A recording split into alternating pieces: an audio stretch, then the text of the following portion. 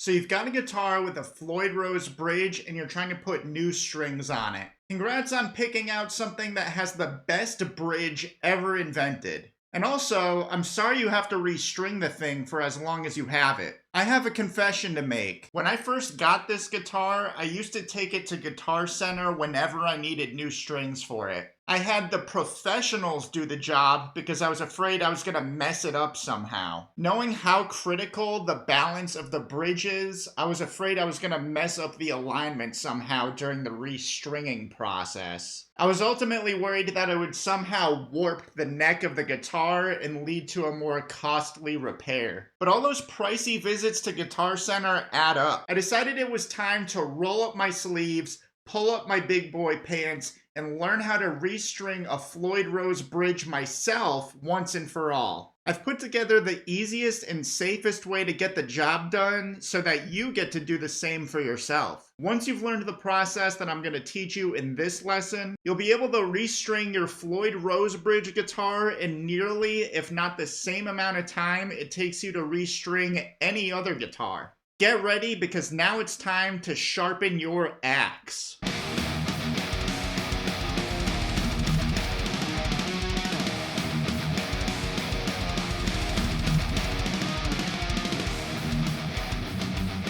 First, you need to make sure you have all the necessary materials you're going to need in order to get the job done. You're going to need a new set of guitar strings.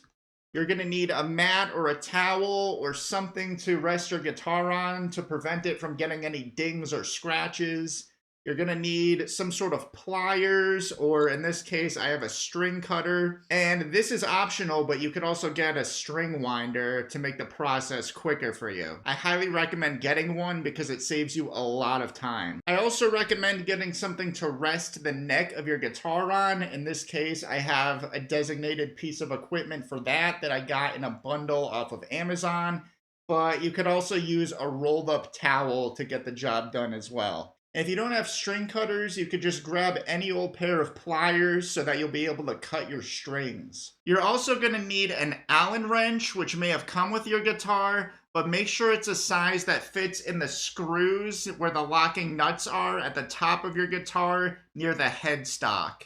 You may also want some guitar polish and fretboard cleaner so that way your guitar ends up looking shiny and sparkly when you're done. Both these happen to be included in my Dunlop Guitar Tech kit. And of course, you're going to need a guitar tuner. And a bonus that you get in this restringing tutorial that you won't get in any other is my free Elite Tones cheat sheet. It gives you my best tips on how to dial in killer amp tones, and it even shows you how to make your digital amp simulators sound like authentic physical amplifiers. It even includes links to my favorite free amp sims. Just click the link in the description or go to ZachSharGuitar.com and download this awesome free resource. So the first thing you're going to want to do is take that Allen wrench and loosen up the screws that are keeping the locking nuts in place.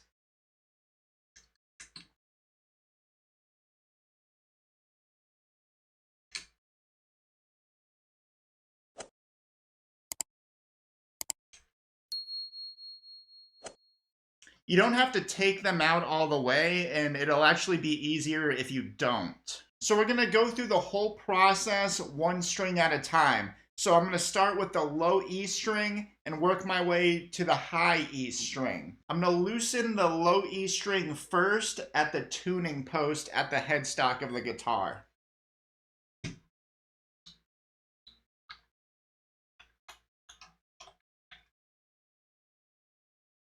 Next, I'm going to grab my string cutters, or you can grab your pliers, and I'm going to cut the string at about where the 12th fret is.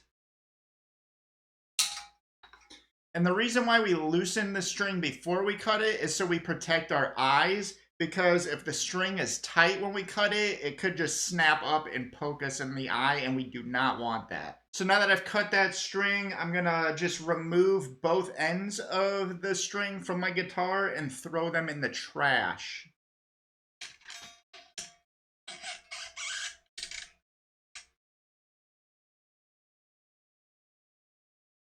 To get the end of the string out that's in the bridge of the guitar, I like to first keep my whammy bar in as I do this. So I'm going to push down on that, grab my Allen wrench, and loosen this little peg thing here.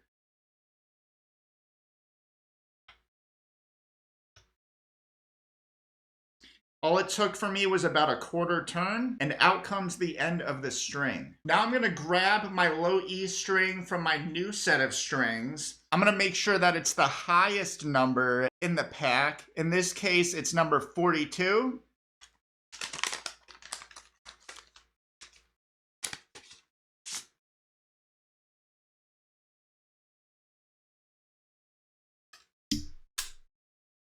And what I'm gonna do here is snip the ball end of that string right off with my string cutters.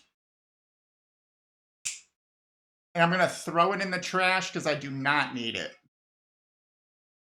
And what I like to do as I go is gradually polish the guitar and the neck. So I'm going to take my guitar polish that's used for the body of the guitar, and since I have that one string off and I have some more access in between the pickups, I'm going to take the time now to polish this up a little bit.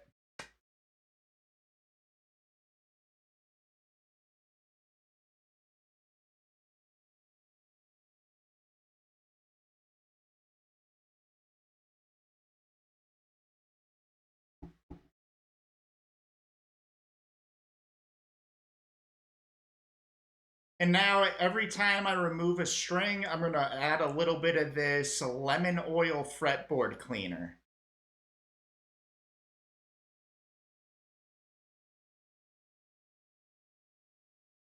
The reason why we're replacing each of the strings one at a time is so that while one of the strings is off, the rest of the strings are keeping the tension needed to keep the bridge level. So now I'm going to take my new guitar string with the end where I just cut the ball end off, and I'm going to put that end right where I removed the old string from. So I'm going to keep that in place there. I'm going to use my whammy bar to pull up on the bridge to give me some space here so I can come in with my Allen wrench and tighten it as I'm pressing that string into the base where I feel the bottom of the bridge.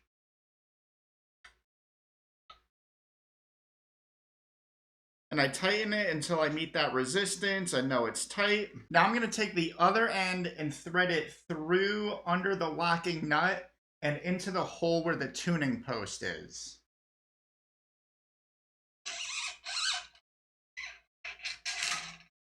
So once you've pulled that end of the string as tight as you can all the way through the tuning post, you're going to take your pliers or your string cutters and cut the end of the string off at a distance that's about 1 to 2 tuning posts.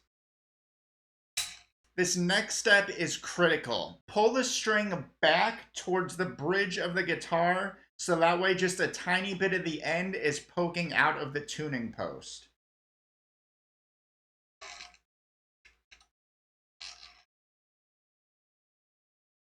The reason we do that is because if we tighten the string with all that excess bit hanging out of the tuning post, you're eventually going to break your string. And at that point, you're going to be stuck until you get a replacement set of strings. Trust me, I've been there before. So now you're going to want to be mindful as you tighten the tuning post, okay? Because we're going to want to maintain some sort of consistency to know which way it tightens the strings and makes the pitch higher, and vice versa, which direction loosens the strings and makes the pitch lower. So if you have a guitar where all the tuning posts are on this side of the headstock, you're going to want to tighten the tuning posts by making sure that the end of the string is wrapping in a counterclockwise direction. And if you have a guitar like mine, or if you have a reverse headstock bridge where all the tuning posts or some of the tuning posts are on this side of the headstock,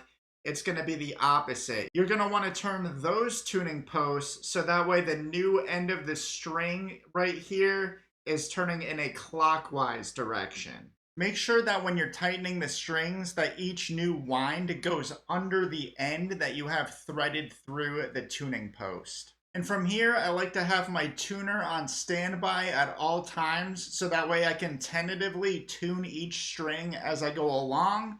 But it's not going to end there. We are going to need to do a final tune-up or several final tune-ups at the very end. This is just to maintain the appropriate tension in the meantime. So we've just swapped out one old string for one new string. Now we're going to repeat the same exact process for the rest of the strings.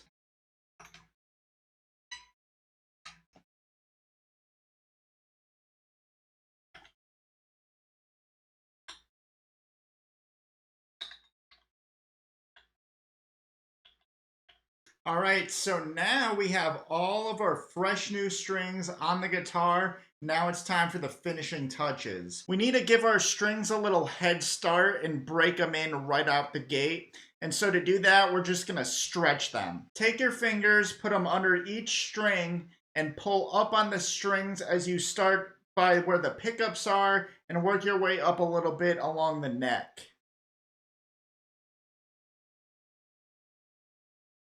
Sometimes I like to take my other hand to keep the string down while the other one pulls up to give it a deeper stretch.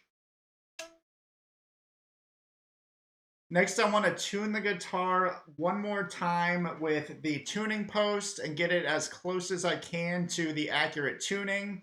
And from there, I'm going to lock the locking nuts and I'm going to make my finer tuning adjustments using the tuning post where the bridge is. You may have to tune it up a few more times before it finally settles, and then from there you're good to go. You're ready to plug in and start shredding away. Now you know my bulletproof method for changing strings on a Floyd Rose guitar. Return to this lesson as often as you need so that way you can follow through each of the steps so you can get the job done successfully. Now you don't have to have anyone else changing your strings for you, so you get to save some money, plus you get to learn a new skill along the way. The more regularly you do this, the quicker you'll get each time you do it, and it'll actually get to the point where it'll take you the same amount of time to restring a Floyd Rose guitar as it does to restring any other guitar. Now that your axe is freshened up with a new set of strings, don't forget to equip your playing even more by downloading my free Elite Tones cheat sheet. It shows you how to dial in killer, awesome sounding amp tones, and it even shows you how to make digital amp simulators sound like authentic physical amplifiers. It also includes direct links to some of my favorite free amp sims. Just click the link in the description or go to ZachSharGuitar.com and download this awesome free resource. Thank you so much for watching. I'm Zach with Zach Shar Guitar, and I will see you in the next one.